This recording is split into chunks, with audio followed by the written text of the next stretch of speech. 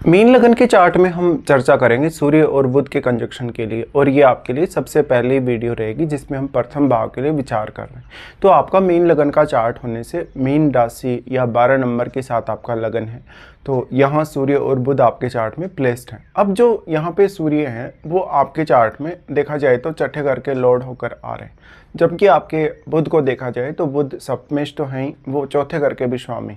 देखिए वैसे तो यहाँ बुध नीच की स्थिति में आ गए, लेकिन सूर्य के प्रभाव के कारण बुध का आपको उतना नकारात्मक प्रभाव देखने को नहीं मिलेगा।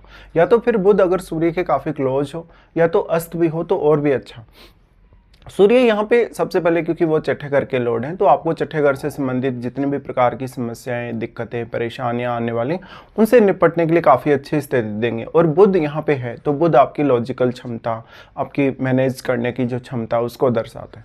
इस प्रकार से आप बहुत ही ज़्यादा टैलेंटेड नजर आ सकते हैं, बहुत ही ज़्यादा बुद्धिमान, विवेकशील और काफ़ी मैच्योर भी। बृहस्पति से रिप्रेजेंट होने के कारण आप में जो बृहस्पति से रिलेटेड जो गुण हैं या उनका जो कारकत्व है वो ऑलरेडी है। सूर्य जस्ट उस कारकत्व को और ज़्यादा इन्हेंस कर सकते हैं यहाँ पे, और वो क्योंकि कैरियर के लिए बहुत ही अच्छे साबित हो सकते हैं। तो छठे घर से संबंधित आपके जीवन में कोई भी प्रकार की समस्या या बाधा हो, आप उससे आसानी से निपट सकते हैं। आप काफ़ी मेहनती होंगे और बहुत ज़्यादा एनर्जेटिक भी। लगन का जो सूर्य है वो आप में प्रतिभा काफ़ी ज़्यादा डेवलप करेगा और हमेशा हर प्रकार की समस्या या दिक्कत के प्रति आप में साहस भी डेवलप करेगा कुछ हद तक। इस प्रकार का सूर्य आपके मान सम्मान के लिए, आपकी रेस्पेक्ट के लिए बहुत ही अच्छा है, कैरियर के लिए बहुत ज़्यादा अच्छा है। कैरियर में कोई बड़ा पद या आपको जैसे कोई प्रशासनिक पद दिला सकता है, सरकारी पद पे आपको कहीं ना कहीं आगे बढ़ा सकता है। साथ ही साथ अब छठे घर में बैठे ग्रह का रोल बहुत बड़ा आपके लिए हो जाता है, क्योंकि छठे घर में बैठा प्लैनेट या तो देखिए सूर्य के साथ किस प्रकार का संबंध रखता है, या तो वो मंगल जैसा ग्रह है, अगर वो बृहस्पति जैसा ग्रह है तो और भी ज़्यादा फेवरेबल है। बट अगर वो सूर्य के साथ मित्रवत नहीं है, कुछ हद तक अगर वो छठे घर में अच्छा प्रभाव डाल सकता है अपनी एनर्जी या अपने कारकत्व के वजह से, तो भी आपके लिए ठीक ठाक रहेगा। अब जो सूर्य लगन में आ गए, सूर्य यहाँ बुध को जितना ज़्यादा प्रभावित करेंगे, बुध से आपको उतना ही ज़्यादा फायदा मिल पाएगा। बुध बेसिकली क्योंकि 4th हाउस के लॉर्ड हैं, तो आप अपने घरेलू मामलों में भी काफ़ी ज़्यादा फोकस करके चल सकते हो। परिवार के ऊपर कभी कभी आप थोड़े हावी नजर आएंगे और परिवार को काफ़ी डोमिनेट भी करेंगे। इस प्रकार की स्थिति की वजह से अक्सर जातक कहीं ना अपनी फैमिली में सबसे ज़्यादा पैसा अर्न कर रहा होता है, या फैमिली में वो सबसे बड़े पद पे होता है, या मान सम्मान उसका बहुत ही ज़्यादा होता है। अब 4th हाउस में बैठे हुए ग्रह का रोल भी उतना ही महत्वपूर्ण है, क्योंकि 4th हाउस में बैठा हुआ ग्रह आपकी मानसिकता, आपके इमोशंस, आपकी फीलिंग्स को प्रभावित करेगा। और क्योंकि बुध है वो ड्यूअल प्लैनेट है और ड्यूअल ही साइन में वो आ गया, इसलिए 4th हाउस आपका जो है वो ड्यूअल है। इसलिए डिसीजन लेने में, सोचने में आपके मन में थोड़ी ड्यूअलिटी जरूर रहेगी। इसलिए जो कुछ आप सोचेंगे, जो कुछ आप प्लानिंग करेंगे, उसको कितना हद तक आप पा सकते हैं। तो 4th हाउस में बैठा हुआ ग्रह कैरियर के लिए भी इंपॉर्टेंट हो गया, साथ में वो घरेलू परिस्थितियों के लिए या घरेलू मामलों के लिए। अब जो 4th हाउस है वो आपकी मदर का है, तो 4th लॉर्ड जब आपके लगन में आ गए तो निश्चित तौर पे मदर का बहुत ही अच्छा सपोर्ट आपको हो सकता है। इस प्रकार के जो जातक हैं अक्सर आध्यात्म में भी काफ़ी उन्नति कर सकते हैं। वो काफ़ी ज़्यादा ज्ञानी या विद्वान व्यक्ति होंगे, दूसरों को वो अपनी तरफ काफ़ी तेज़ी से आकर्षित कर पाएंगे। और क्योंकि आपका जो चेहरा है, आपकी जो पर्सनैलिटी है, आपका जो ओवरऑल व्यक्तित्व है वो काफ़ी प्रभावशाली होगा, काफ़ी ऊर्जावान आप नजर आएंगे। इस वजह से आप दूसरों को बहुत अच्छे से मोटिवेट कर सकते हैं, दूसरों को अलग प्रकार की एक राह आप दिखा सकते हैं जीवन जीने के लिए। इस प्रकार का कंजक्शन होने से जातक किसी को अच्छी सलाह दे सकता है, तो वो परामर्श से रिलेटेड कार्य कर सकता है, एक अच्छा लॉयर बन सकता है, एक अच्छा शिक्षक बन सकता है, कोई आध्यात्मिक व्यक्ति बन सकता है, वो इवन वो राजनीति की तरफ भी जा सकता है, या उन क्षेत्रों में जा सकता है जहाँ पर ज़्यादा से ज़्यादा बौद्धिक क्षमता की आवश्यकता है, जहाँ पर आपकी लाइफ में बहुत सारे चैलेंजेस आते हों, कैरियर में बहुत सारे चैलेंजेस हों।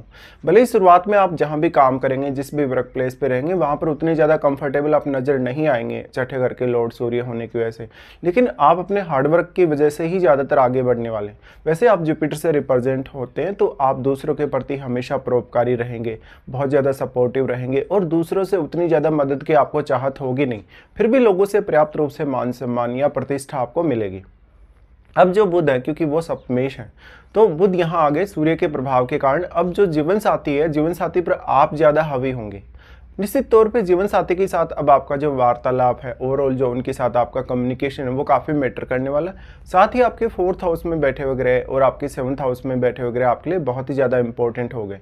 इसके साथ साथ छठे घर में बैठा प्लैनेट भी, जो ग्रह आपके सप्तम भाव में बैठा है, वो आपके लगन पर अपना प्रभाव अवश्य डालेगा। हालांकि सूर्य उस ग्रह को काफ़ी ज़्यादा प्रभावित करने में सक्षम है, अगर आपके सूर्य डिग्री वाइज काफ़ी बली हैं तो ऐसा व्यक्ति जहां भी जाएगा वो अपना एक अलग प्रकार का प्रभाव छोड़ पाएगा, उसका कम्युनिकेशन बहुत अच्छा होगा। अगर यहाँ बुध वक्री हो जाए तो अच्छा है, क्योंकि वक्री होने से उनका जो कुछ हद तक जो नीच का प्रभाव है वो थोड़ा और कम हो जाएगा। बट अगर बुध अस्त हो जाए तो बुध से रिलेटेड आपका टैलेंट बहुत ज़्यादा बढ़ जाएगा। इसके साथ साथ बुध अगर सूर्य के काफ़ी क्लोज भी हों तो भी आपका कम्युनिकेशन बहुत ही ज़्यादा बेटर हो सकता है। अब सूर्य या बुध के साथ कोई अन्य ग्रह स्थित हो सकता है, जैसे ज़्यादातर केसेज में या तो शुक्र स्थित होगा आपके चार्ट में, या तो हो सकता है चंद्रमा भी हो। इस केस में अगर कोई भी शुभ ग्रह यहाँ बैठेगा तो शुभ ग्रह का जो प्रभाव है वो भी बढ़ेगा साथ में। तो कोई भी ग्रह यहाँ अगर बैठा है वो सूर्य के कितना ज़्यादा क्लोज है, क्या वो सूर्य से अस्त तो नहीं है, ये आपको देखना जरूरी है।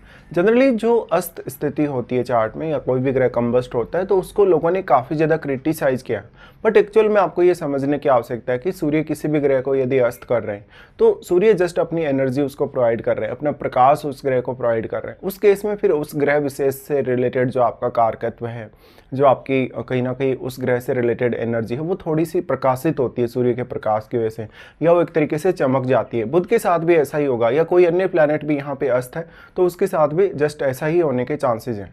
अब यहाँ पे सूर्य और बुध दोनों का जो प्रभाव है सप्तम घर पे, इसलिए आपको पब्लिकली कहीं ना कहीं बहुत ज़्यादा पसंद होगा लोगों से बात करना, लोगों के बीच में रहना या हर किसी की बातें सुनना। इस प्रकार का जातक बहुत ही अच्छा एक वक्ता बन सकता है, बहुत ही अच्छा पब्लिक स्पीकर बन सकता है। उसके राजनीति से जुड़े क्षेत्र में लोगों से बहुत अच्छे कांटेक्ट हो सकते हैं। जातक प्रशासनिक पद या किसी उच्च पद के लिए अपने जीवन में काफ़ी ज़्यादा प्रयासरत रह सकता है। हालांकि ड्यूअल साइन में ही बुध आ गए तो कभी कभी थोड़ा ज़्यादा प्रयास आपको करना पड़ेगा। तो आपका चंद्रमा अगर बहुत ही अच्छा प्लेस्ड है, अगर आपके चार्ट में बृहस्पति भी बहुत अच्छा प्लेस्ड है, तो सूर्य और बुध का कंजक्शन आपको काफ़ी अच्छा प्रभाव दे सकता है।